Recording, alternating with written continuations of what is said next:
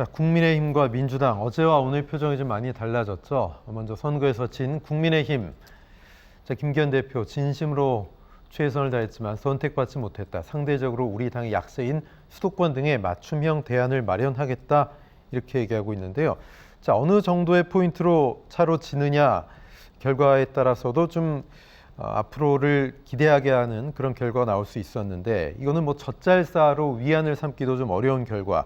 당장 내일 최고위원회를 갖고 당 체질 개선 방안을 발표한다고 하는데, 자, 어떤 내용이 나올지 모르겠습니다. 박 교수님, 진짜 심각한 위기라고 생각해서 이런 최고위가 가동이 되는 걸까요? 어떻게 보세요? 뭐 사실상 준비되어 있던 비플랜이다 이렇게 봐야 되겠죠. 여권 내에서도 총선이 이번 그 재보궐이 어렵다라는 얘기가 있었고, 그리고 어차피 총선을 치르려면 당의 쇄신, 혁신, 뭐 이런 방안들, 주도권을 쥐기 위한 쇄신 드라이브 이런 건 항상 있어 왔거든요. 그렇기 때문에 이왕 준비됐던 거를 총선에 이제 이번 재보궐선거 패배에 맞춰서 좀 포장을 다시 예쁘게 해가지고 내놓는다 이렇게 봐야 될 것 같고요.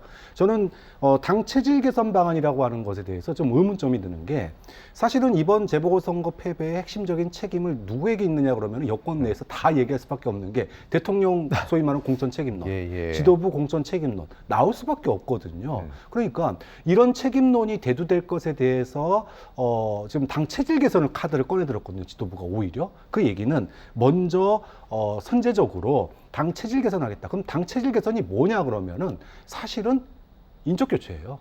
인적 교체 아니면은 시스템 교체입니다. 그 셀프 수술을 할 수가 없잖아요. 그렇죠. 그럼 인적 교체를 한다라는 것은 결국은 지금 인물들로 안 되니까 윤석열 대통령 주변에 새로운 인물들로 넣겠다 이렇게 받아들일 여지가 있다라는 거예요. 그런 점에서 당 체질 개선 내일 발표에 인적 내용이 들어간다, 또는 공천과 관련된 내용이 들어간다, 이렇게 될 경우에 국민의힘이 또 다른 내분에 빠져들 수도 있다. 좀 그런 점에서 지금 당 체질 개선 내용이 뭘로 나올지 굉장히 궁금한 대목입니다. 이번 선거 결과에 과연 용산 대통령실에서 어떤 반응이 나오는지, 코멘트가 나오는지 좀 궁금했었는데, 자, 용산은 살짝 한 발 멀어지는 그런 듯한 뉘앙스의 말을 했어요. 대통령실 입장입니다. 정부는 어떤 선거 결과든지 엄중하게 받아들여야 한다는 입장이다. 자, 우리 말이 아다르고 어다른데, 정부는 엄중하게 받아들이겠다가 아니고 그런 입장이다. 글쎄요, 이게 뭐 다른 정부가 있는 건지 좀 모르겠는데, 글쎄요, 김대현 평론가 어떻게 보십니까? 이번에 대통령이 애초에 사면시켜주고 이 후보를 다시 공천하면서 이런 프레임이 됐고, 전적으로 용산 책임이 아니야, 이런 시각들이 좀 있었거든요.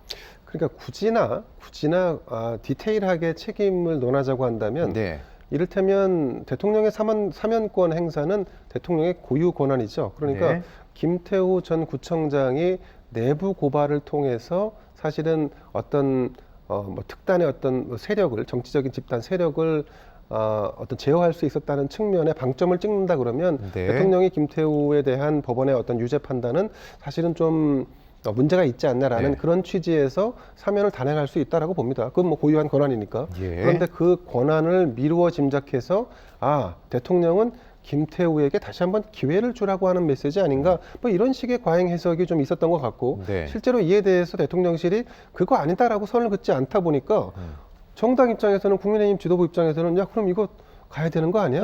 공천 줘야 되는 거 아니야? 그러다 보니까 제가 최근에 비근한 예로 이 국민의힘이 인재 영입을 했는데, 인재 영입을 한 분 중에 한 분이 뭐 개그맨 출신의 유튜버, 그 유튜브 채널 이름이 아마 4시 10분이라고 하죠. 김영민 씨를 영입했는데 대통령이 정확하게 지시하지 않아도 알아서 들어놓는다. 그거는 뭐 이게 빗대서 뭐 얘기할 수 있을지 모르겠습니다만, 그건 내시들의 어떤 그런 그 성향을 보이는 거지 않습니까? 물론 이건 그냥 그분이 내시라고 하는 얘기가 아닙니다. 채널명이 그렇다는. 채널명이 그렇다는 거죠. 근데 정당이 어떤 선택을 할 때 그 선택은 늘 심판받게 돼 있습니다. 선거라는 걸 통해서.